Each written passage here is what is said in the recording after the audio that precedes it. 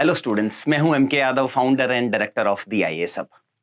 आज हम सब के लिए एक बहुत ही बड़ी अनाउंसमेंट है जो मैं इस वीडियो के एंड में आपके साथ में डिस्कस करूंगा। 6% सिर्फ बच्चा है जो पहले अटेम्प्ट में यूपीएससी की परीक्षा को पास कर लेता है। पिछले 5 सालों से हम यंगेस्ट आईएएस ऑफिसर को हेल्प कर रहे हैं इस परीक्षा को पास करने में। रितिका जिंदल, फिर सिम्मी करन ऑल इंडिया रैंक 31, फिर मृदुल शिवहरे जो थे, गौरव बुडानिया थे और इस बार doctor Aditya Sharma rank 70। Srishti Jain Deshmukh all India rank 5, वो मेरे आईएनए के बैच के स्टूडेंट थी। सिम्मी करन एंड रितिका जिंदल वो मेरे क्यूईपी और आईएनए दोनों बैचेस के स्टूडेंट्स थे।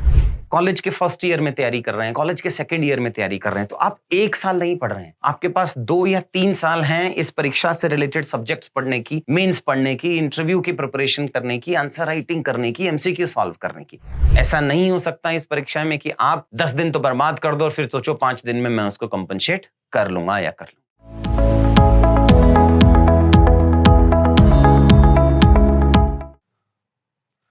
हेलो बच्चा लोग, आज का जो हमारा वीडियो है उसमें मैं कवर कराऊंगा कि कॉलेज के साथ आप यूपीएससी की प्रिपरेशन कैसे कर सकते हैं। देखिए, आपने सुना होगा कि बहुत सारे बच्चे हैं जो कॉलेज के साथ यूपीएससी की प्रिपरेशन करते हैं and they are able to clear this exam in the very first attempt.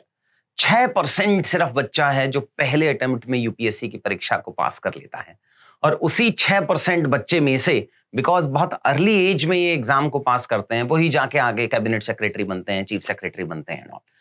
पिछले 5 सालों से हम यंगेस्ट आईएएस ऑफिसर को हेल्प कर रहे हैं इस परीक्षा को पास करने में।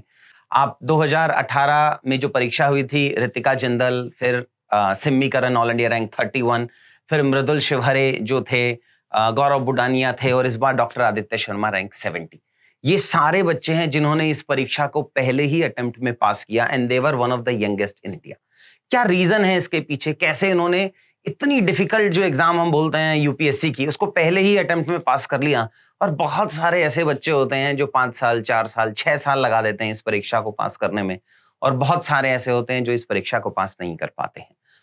जो आज के अगले 15 और 18 मिनट में मैं आपको यही समझाऊंगा कि how the toppers do different things in their college so that they can clear the exam in the very first attempt.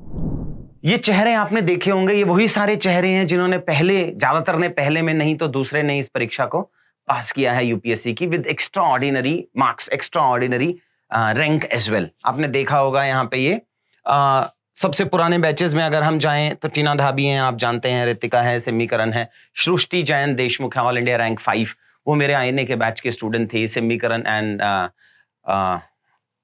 Ritika Jindal वो मेरे क्यूईपी और आईएनए दोनों बैचेस के स्टूडेंट्स थे। सो पहले मैं आपको समझाता हूं कि बेनिफिट्स क्या हैं अगर आप कॉलेज के साथ प्रिपरेशन स्टार्ट करते हैं। देखिए, अगर आप कॉलेज के साथ प्रिपरेशन स्टार्ट करेंगे तो एक अर्ली मूवर एडवांटेज होता है। जो भी बच्चा प्रिपेयर कर रहा है वो अपनी गलतियों से सीखता है। हो सकता है आपको लगता हो आपका पॉलिटी अच्छा है, लेकिन वो रिजल्ट में कन्वर्ट नहीं होगा, क्वेश्चन सॉल्व नहीं हो रहे हैं, आंसर राइटिंग नहीं आ रही है। सो अर्ली मूवर एडवांटेज हर किसी को मिलता है। अगर आप देखेंगे कि इंडिया ओलंपिक्स में परफॉर्म नहीं कर पा रहा है, चाइना ओलंपिक्स में बहुत अच्छा परफॉर्म कर पा रहा है। क्या रीजन है? चाइना के अंदर 5th क्लास 6th क्लास से ही आप बच्चे को स्पोर्ट्स में, ओलंपिक्स के प्रिपरेशन में लगा देते हैं। वही अब इंडिया के अंदर भी TOPS करके एक टारगेट ओलंपिक्स पोडियम स्कीम लेके आए थे, जिसमें बहुत सारे स्टेट्स हैं जैसे हरियाणा है, बाकी हैं। उन्होंने स्कूल के टाइम पे ही स्पोर्ट्स पे एक्स्ट्रा फोकस किया है ताकि हम फाइनली इंटरनेशनल स्टेज में बहुत अच्छा परफॉर्म कर पाए। सेम ही एप्लीकेबल है यूपीएससी डोमेन में। अगर आपने टीना ढाबी की प्रिपरेशन की जर्नी देखी होगी, सुनी होगी, यूट्यूब पे फॉलो किया होगा, उन्होंने भी बताया था कि she started her preparation from school domain. Ritika Jindal अगर आप देखेंगे, she also started preparing for UPSC from 6th class. 6th class में उनको ये सपना उन्होंने देख लिया था कि वो यूपीएससी की परीक्षा पास करेंगे, एक डिस्ट्रिक्ट मजिस्ट्रेट बनेंगे। सो सबसे पहला है लेवरेज द टाइम एडवांटेज। अगर आप कॉलेज के फर्स्ट ईयर में तैयारी कर रहे हैं, कॉलेज के सेकंड ईयर में तैयारी कर रहे हैं, तो आप 1 साल नहीं पढ़ रहे हैं, आपके पास 2 या 3 साल हैं इस परीक्षा से रिलेटेड सब्जेक्ट्स पढ़ने की, मेंस पढ़ने की, इंटरव्यू की प्रिपरेशन करने की, आंसर राइटिंग करने की, एमसीक्यू सॉल्व करने की। तो ये तो सबसे पहला एडवांटेज है। सेकंड है, देखो ह्यूमन माइंड ना जब उसमें स्ट्रेस होता है, जब कंस्ट्रेंट होता है, अगर आपको एक सीधे रास्ते में चलना है तो आप हो सकता है उस सीधे रास्ते में मे बी 6 इंच के प्लस और माइनस करके चल सकते हैं। वहीं मैं अगर उसको एक दीवार बना दूं 20 फीट की और तब आपको उसके ऊपर चलना है तो बहुत मुश्किल होगा। क्यों? बिकॉज वो एक स्ट्रेस्ड एनवायरनमेंट है। सो जितना टाइम कंस्ट्रेंट में आप काम करेंगे उतना ही ज्यादा स्ट्रेस होगा। ऑपोजिट जाए तो कॉलेज में आप कॉलेज लाइफ एंजॉय कर रहे हैं, देखो, कॉलेज लाइफ एंजॉय करना बहुत जरूरी है, उसी से आपकी पर्सनैलिटी डेवलपमेंट होती है, वो मैं नेक्स्ट आगे कवर कराऊंगा। लेकिन अगर आप कम कंस्ट्रेंट में, कम स्ट्रेस में पढ़ रहे हैं, तो you will start liking that process. और अगर प्रोसेस पसंद आएगा तो आप एंजॉय करोगे, फिर वो बर्डन नहीं होगा कि अरे मुझे यूपीएससी का भी पढ़ना है, मुझे कॉलेज का भी पढ़ना है, मैं कैसे बैलेंस करूंगा, वहां पॉलिटी की लक्ष्मीकांत खत्म नहीं हो रही है, यहाँ कॉलेज में वाइवा आ गया है, उस एग्जाम्स आ गए हैं। दोनों को सिंक करके पढ़ना है अपने को, और तभी उस प्रोसेस को आप एंजॉय कर पाएंगे। बिकॉज यूपीएससी की परीक्षा टैक्सिंग होती है, आपका बहुत सारा एनर्जी लेके जाता है। सो वो 2 साल, 3 साल, 4 साल जो आपको इतना सारा पढ़ना है, वो तभी पॉसिबल है जब आप उस प्रोसेस को एंजॉय कर पाओ। अगर 1 साल में आपको ये परीक्षा पास करनी है और आप 1 साल के स्टार्ट में ही इसकी प्रिपरेशन शुरू करेंगे, तो बहुत टैक्सिंग हो जाएगा, बोरिंग हो जाएगा, ओवर टारगेट्स हो जाएंगे, फिर आप उन टारगेट्स को अचीव नहीं कर पाओगे, फिर गिल्ट की फीलिंग आ जाती है, स्ट्रेस हो जाता है, एटसेट्रा। थर्ड है स्कोप फॉर डीपर डाइव। बहुत सारे कंसेप्ट होते हैं जो बहुत अच्छे लगते हैं, जैसे अगर आप वर्ल्ड हिस्ट्री पढ़ेंगे तो बहुत अच्छा लगेगा आपको कि यार अच्छा वर्ल्ड हिस्ट्री, लेकिन एग्जाम में उसका वेटेज कम है। लेकिन आपको वो एक अच्छा ब्यूरोक्रेट बनने में बहुत हेल्प करता है। अगर आपकी हिस्ट्री अच्छी है, ज्योग्राफी अच्छी है, तो जब आप सर्विसेज में जाएंगे तो एक बहुत अच्छे ऑफिसर बनेंगे। आपको हिस्टोरिकल नॉलेज होगा, ज्योग्राफिकल नॉलेज होगा, उसको आप वहां की इकोनॉमिक्स में अप्लाई कर पाएंगे, वहां की पॉलिटी में अप्लाई कर पाएंगे। लेकिन हो सकता है एग्जाम के वेटेज के हिसाब से वो इतना जरूरी नहीं हो। वर्ल्ड हिस्ट्री में एक सवाल आता है, कभी कभी तो 0 क्वेश्चंस आते हैं, लेकिन अगर आप वर्ल्ड हिस्ट्री पढ़ेंगे तो आपको वो लॉन्ग टर्म में बहुत बेनिफिट करता है। अगर आप लिमिटेड टाइम रखेंगे इस परीक्षा के लिए, तो प्रॉब्लम आएगा कि आप उसको एग्जाम के वेटेज के हिसाब से पढ़ेंगे। क्योंकि हम कॉलेज से स्टार्ट कर रहे हैं, तो आप कुछ कंसेप्ट को बहुत डिटेल में पढ़ सकते हो, जो आपको परीक्षा पास होने के बाद भी हेल्प करता है, आपके इंटरव्यू में भी हेल्प करता है। नेक्स्ट आता है space to mould yourself as a civil servant. एक अच्छा सिविल सर्वेंट, एक तो परीक्षा में आपकी टेस्टिंग होती है, पहले एमसीक्यू प्रीलिम्स में पूछे जाते हैं, फिर आपकी आंसर राइटिंग देखी जाती है मेंस में, और फाइनली आपकी पर्सनालिटी देखी जाती है इंटरव्यू में। सो अगर आप कॉलेज के लेवल से प्रिपेयर करेंगे तो आप बहुत सारे चेंजेस कर सकते हैं। आप ग्रुप डिस्कशन में पार्टिसिपेट कर सकते हैं, आप स्पोर्ट्स में पार्टिसिपेट कर सकते हैं, आप in general as a good speaker निकल के आ सकते हैं, आप एक अच्छा ऑरेटर बन सकते हैं, आप अच्छा लिखना सीख सकते हैं, आप बुक्स पढ़ सकते हैं एक्स्ट्रा। लेकिन वो तभी पॉसिबल होगा जब आपके पास समय है। अगर आप कॉलेज के बाद प्रिपरेशन स्टार्ट करेंगे तो आपको सीधा नेक्स्ट ईयर एग्जाम में बैठना है, और इसका syllabus first time syllabus cover करने में 1 साल के आसपास में लग जाता है। सो अगर आपके पास ज्यादा समय है कॉलेज के साथ प्रिपरेशन करने का, so you can mould yourself as a good civil servant. आपने बहुत सारे सिविल सर्वेंट्स के वीडियोस देखे होंगे यूट्यूब पे। वो एक अच्छे सिविल सर्वेंट कैसे बन पाते हैं, जैसे सृष्टि जैन देशमुख को बहुत बच्चा फॉलो करता है। She started her preparation from the college domain only. Last आता है benefits of cracking IAS in the first attempt. उसके लिए एक डेडिकेटेड वीडियो ही बनाया है हमने कि अगर आप फर्स्ट अटेम्प्ट में इस परीक्षा को पास करते हैं, कौन कौन से ऐसे पुराने आईएएस ऑफिसर्स रहे हैं जिन्होंने फर्स्ट अटेम्प्ट में पास किया था, और उनकी प्रोफेशनल लाइफ में, उनकी पर्सनल लाइफ में क्या बेनिफिट मिला, other than they will be the best suitable candidate. जो number of years of experience के हिसाब से बनता है कि वो कैबिनेट सेक्रेटरी और चीफ सेक्रेटरी बन सकते हैं, उसके अलावा क्या बेनिफिट मिलता है आपको अगर आप फर्स्ट अटेम्प्ट में इस परीक्षा को पास करते हैं। ये तो हुआ कि benefits of starting IAS preparation in the college. इसके बाद मैं कवर कराना चाहूंगा कि यार पढ़ना कैसे है। बता तो मैंने दिया, फर्स्ट ईयर में क्या पढ़ना चाहिए, सेकंड ईयर में क्या पढ़ना चाहिए, थर्ड ईयर में क्या पढ़ना चाहिए, क्या कोचिंग क्लासेस मैंडेटरी हैं क्या, या सेल्फ स्टडी कर सकते हैं, क्या रफ शेड्यूल होना चाहिए आपका फर्स्ट ईयर, सेकंड ईयर और थर्ड ईयर में। सो जो फर्स्ट ईयर है, बिकॉज आपको कॉलेज लाइफ भी जीनी है। मैं भी आर्मी कॉलेज से ग्रेजुएट हूं, बहुत डिसिप्लिन सा रहता था, बट फिर भी कॉलेज एंजॉयमेंट के प्रोसेस पे, कॉलेज में आपकी पर्सनालिटी बिल्डिंग होती है। आप डिफरेंट डिफरेंट स्पोर्ट्स में, कल्चरल एक्टिविटीज में पार्टिसिपेट नहीं करेंगे तो बहुत ही डल पर्सनालिटी बन जाएंगे आप। सो उसको ध्यान में रखते हुए मैंने ये फर्स्ट ईयर का सजेशन दिया है आपको कि आप फर्स्ट ईयर में 300 दिन के आसपास में होगा, एवरीडे 1 से 2 घंटा आपको पढ़ना है।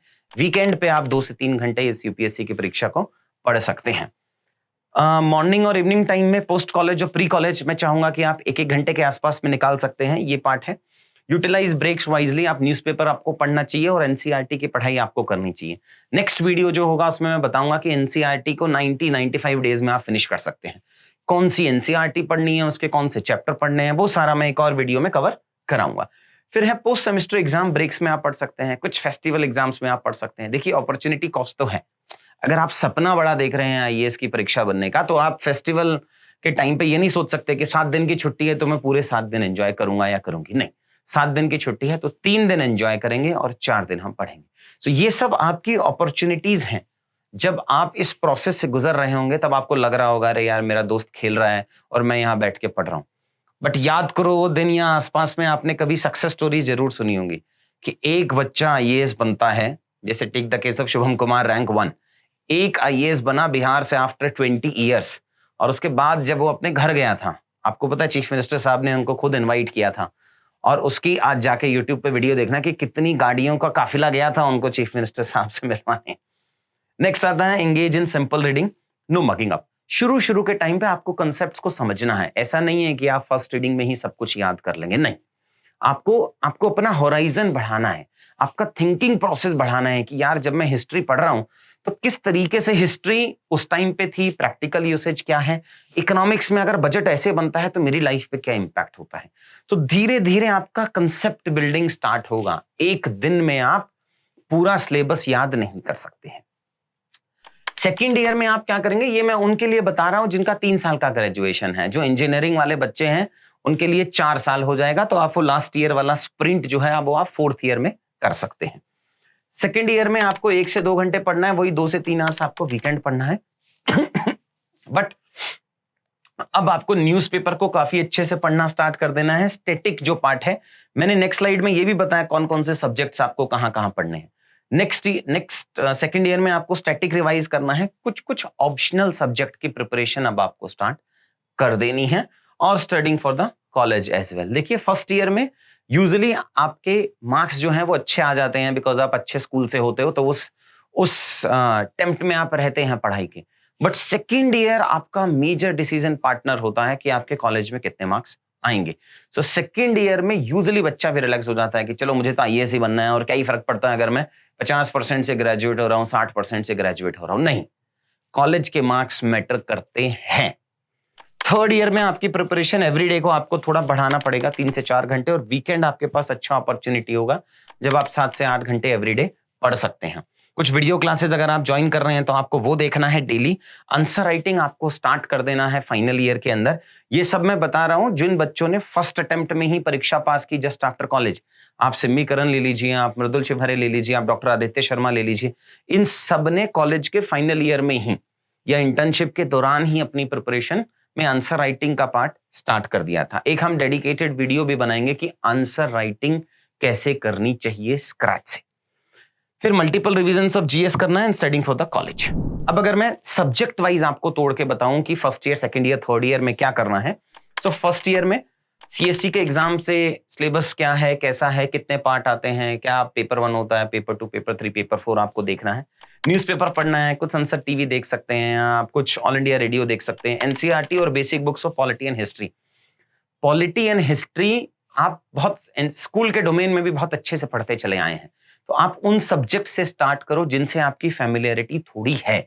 अगर आप इकोनॉमिक्स स्टार्ट कर देंगे, फॉर एग्जांपल जो मैंने सेकंड ईयर में डाला है, या एनवायरनमेंट स्टार्ट कर देंगे कि फ्लोरा फोना क्या होता है, तो थोड़ा सा इंटरेस्ट कम हो जाता है आपका। इसलिए शुरू में आपको पॉलिटी एंड हिस्ट्री से स्टार्ट करना है। सेकेंड ईयर में आप economics, geography, environment, science and technology etcetera वो सारे पार्ट कर सकते हैं। ऑप्शनल आपका फाइनल करना है जो मैंने आपको बताया था, और न्यूज़पेपर को कंटिन्यू करना है। थर्ड ईयर में आपको वेरी बेसिक आंसर राइटिंग से स्टार्ट कर देना है। ऑप्शनल मैं चाहूंगा कि आप फिनिश कर दें उसकी फर्स्ट रीडिंग थर्ड ईयर में, और फाइनली न्यूज़पेपर। फिर आपको एक साल की स्प्रिंट लगानी है। या तो आप कॉलेज के थर्ड ईयर को स्प्रिंट बना सकते हैं, या फिर अगर आप इंजीनियरिंग के बच्चे हैं तो फोर्थ ईयर आपका वो स्प्रिंट बनेगा, जिसमें हमें मैक्सिमम कवरेज करना है, जिसमें हमें बहुत सारा पढ़ना है यार। आप रिवाइज करेंगे, रिमेनिंग टॉपिक्स आप यहाँ पे कवर करेंगे, एथिक्स को, सोसाइटी को, इंटरनल सिक्योरिटी को एटसेट्रा। बहुत सारी आंसर राइटिंग करेंगे, कुछ मॉक टेस्ट देंगे एंड ऑल। सो ये सारा शेड्यूल होना चाहिए आपका जब आप कॉलेज की प्रिपरेशन कर रहे हैं। ये तो हुआ पढ़ाई से रिलेटेड, बट बहुत सारी चीजें हैं जो आपको कॉलेज में मिस नहीं करना है। वो नेक्स्ट स्लाइड में मैंने कवर करा है कि यार ये 5 चीजें, 5 गलतियां कभी मत करना। सबसे पहला, डोंट मिस कॉलेज लाइफ। देखो कॉलेज लाइफ जिंदगी में एक ही बार आती है, मतलब ग्रेजुएशन तो एक ही बार करोगे ना, बार बार तो करोगे नहीं। So you can't skip that part कि यार कॉलेज में मैंने कॉम्प्रोमाइज कर लिया, अब कॉलेज की जगह मैं यूपीएससी की परीक्षा की तैयारी करूंगा और सिर्फ वो परीक्षा पास कर लूंगा तो कॉलेज लाइफ मेरा ठीक हो जाएगा, ऐसे नहीं होता है। Second, participate in college activities, extra curricular. देखिए उसमें जो मेरा सेल्फिश इंटरेस्ट है वो ये है कि बच्चे का एक डिटेल्ड एप्लीकेशन फॉर्म होता है।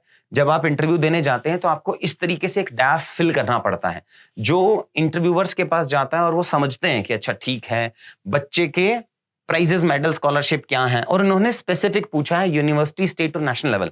आप सिर्फ कॉलेज लेवल पे करेंगे दैट विल नॉट सफाइस। क्या प्राइजेस मिले हैं, क्या स्पोर्ट्स में है, क्या पोजीशन ऑफ डिस्टिंक्शन है। ये दो अलग अलग बच्चे हैं, ये है ऑल इंडिया रैंक, अब छोड़ो, गुजरात कैडर का एक बच्चा है, ये है उसका डैफ का डिटेल्स, और ये है एक और बच्चे का डिटेल। अब यहां उन्होंने इतना सारा किया है कॉलेज में ताकि वो लिख पा रहे हैं। यहां कुछ है ही नहीं। आपको प्राइजेस, मेडल्स में आपने JRF which shows an academic belt only. अब आप आईएएस बनने के बाद सिर्फ एकेडमिक नॉलेज तो चाहिए नहीं। अगर आप जा रहे हैं, एक डिजास्टर आ गया, तो प्रेजेंस ऑफ माइंड चाहिए आपको। वो कब आता है? जब आप फील्ड में काम करते हैं। सो ये जेआरएफ उन्होंने लिखा है which shows an academic belt, academic, अच्छा academic background of the student. But इससे आप क्या स्ट्रीट स्मार्ट है ये शो हो रहा है क्या? नहीं, वो शो नहीं हो रहा है। दूसरा उन्होंने लिखा है रनिंग। इतना खाली डैफ वर्सेस दिस खाली DAF, there are very high chances कि इस वाले बच्चे को ज्यादा मार्क्स मिलेंगे इन इंटरव्यू और इस बच्चे को कम, बिकॉज इवैल्यूएटर जो है वो आपकी पर्सनालिटी को सिंगल, बहुत ही नैरो वे में इंटरप्रेट करेगा कि यार बच्चा सिर्फ एकेडमिकली अच्छा है। अब वो कब मिलेगा, कब लिख पाओगे आप? गलत तो लिख नहीं सकते हो। वो तभी मिलेगा जब आप कॉलेज एक्टिविटीज में पार्टिसिपेट करेंगे, कुछ एक्स्ट्रा करिकुलर में पार्टिसिपेट करेंगे, स्पोर्ट्स में, स्किल्स में, एटसेट्रा एंड ऑल। वो आपकी पर्सनालिटी को ग्रूम करने में भी हेल्प करेगा और आपके इंटरव्यू के मार्क्स को भी इंक्रीज करेगा। तीसरा है ज्वाइन सिविल सर्विसेज क्लब। बहुत सारे कॉलेजेस में कुछ सिविल सर्विसेज क्लब बने हुए हैं, उसको ज्वाइन करो, लाइक माइंडेड एस्पिरेंट्स के साथ में बैठो, प्लान बनाओ, शेड्यूल करो, ताकि आपको पता चले कि अच्छा ठीक है इस तरीके से मैं यूपीएससी की। सबसे बड़ी प्रॉब्लम क्या है प्रिपरेशन में कि आप फोकस्ड नहीं है, आपको रास्ता नहीं पता है कि कैसे आप इस परीक्षा को पास कर सकते। मेहनती है बच्चा, बहुत मेहनती है, लेकिन प्रॉब्लम क्या है कि हमें रास्ता नहीं पता। और अगर रास्ता नहीं पता है तो क्या होता है ना कि सेल्फ डाउट आने लग जाता है कि कुछ दिन आपको लगेगा मैं सही जा रहा हूं, कुछ दिनों बाद आपको लगेगा नहीं नहीं यार मैं सही नहीं जा रहा हूं, मैं सही नहीं जा रही। सो वो जो पूरा रास्ता है, पूरी जर्नी है, वो जो उसमें आपको एक मेंटरशिप की जरूरत होती है, जो मेंटरशिप आप आउटसोर्स कर सकते हैं प्रिपरेशन के लिए, या फिर आप कुछ क्लब वगैरह ज्वाइन करके कुछ स्टार्ट कर सकते हैं वहां से। एक बार आपका अगर इंटरेस्ट जनरेट हो गया then things become very simple. So join civil services club, फिर form a dedicated study group. कुछ 3 या 4 बच्चों का एक डेडिकेटेड ग्रुप बना सकते हो आप कॉलेज में, जिनका काम प्रिपरेशन होगा। देखिए कॉलेज में जब आप हैं तो बहुत सारे डिस्ट्रक्शन है। आप फर्स्ट टाइम घर से बाहर आए होंगे, आपको रात को मूवीज देखने का एडवांटेज होगा, रात को आप गेम खेल सकते हैं, आप दिन भर टाइम पास कर सकते हैं, वीकेंड पे बाहर जा सकते हैं, कितनी भी शॉपिंग कर सकते हैं, दोस्तों के साथ चिट चैट कर सकते हैं। बहुत सारे डिस्ट्रक्शंस हैं। उस डिस्ट्रक्शन को कम करके फोकस्ड पढ़ाई के लिए एटलीस्ट आपका एक सर्कल ऐसा होना चाहिए जो जो आप चाह रहे हैं वैसा वो भी चाह रहे हो, वो भी यूपीएससी को पास करना चाह रहे हो इस एग्जाम को। और लास्ट है बी कंसिस्टेंट। देखो consistency plays a major role. Statistically अगर मैं आपको दिखाना चाहूं तो आपने ये शायद पहले भी देखा होगा कि अगर आप स्टेटिस्टिकली देखें 1:3, अगर आप सेम काम 365 दिन भी करेंगे तो वो सेम ही रहेगा। लेकिन अगर आप हल्का सा इंक्रीमेंटल चेंज करें उसमें, both in positive as well as in the negative direction, this will be the impact. अगर आप सिर्फ 1% चेंज करेंगे so 1 will translate into 37 times, और अगर आप एक खराब काम भी करेंगे दैट विल ट्रांसलेट इनटू 0.03। ये फर्क है आपका कंसिस्टेंसी का।